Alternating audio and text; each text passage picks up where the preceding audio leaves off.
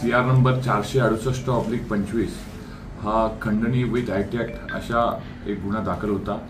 त्याच्यामध्ये माननीय विधानसभाचे एक सदस्य यांचे तक्रारीवरून त्यांना अश्लील मेसेज प्लस काही पैशाची डिमांड अशा पद्धतीचा गुन्हा त्यांच्या तक्रारीवरून दाखल होता। त्या गुन्ह्यामध्ये चंदगड कोल्हापूर येथून एक आरोपी ताब्यात घेण्यात आला आहे। त्याने गुन्ह्याची कबुली दिली आहे। या गुन्ह्यामध्ये तक्रारीप्रमाणे हकीकत अशी होती की हा जो आरोपी आहे तो विविध मोबाईल नंबरवरून विविध लोकांना महिला असल्याचं भासून त्यांना विविध अश्लील फोटो पाठवायचा, त्यांच्याशी महिला आहे असं म्हणून बोलायचा आणि पुढे त्यांच्याकडे पैशाची मागणी करायचा।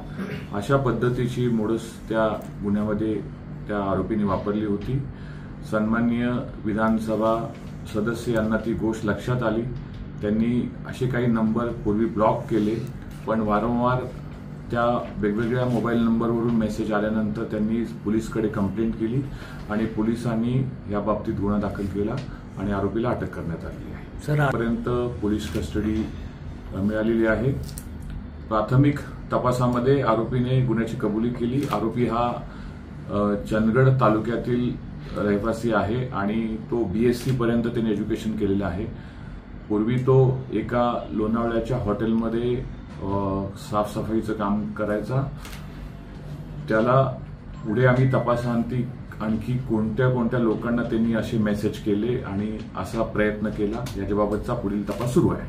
त्यामध्ये असं निष्पन्न होतंय की तो एक नाम म्हणजे मी पूजा, हॅलो सर मी पूजा पवार अशा पद्धतीचं नाव तो एक दोन मेसेजमध्ये आम्ही पाहिलं।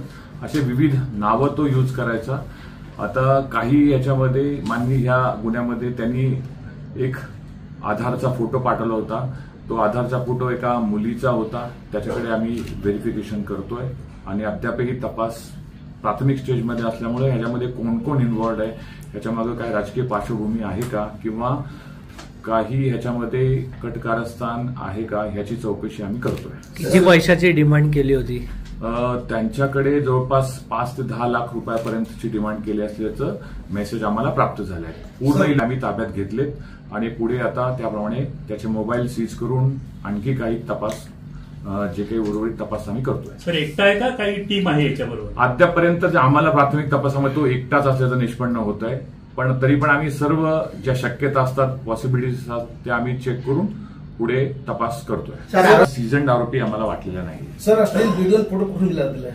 तो इन्स्टावरून हे फोटो डाउनलोड करायचा आणि ते इन्स्टावरून पर्सनल फोटो असे व्यक्तींचे होते, त्यांचे ते डाउनलोड करून तो संबंधित ज्यांना त्याला असं महिला म्हणून बोलायचं आहे त्यांना तो पाठवायचा।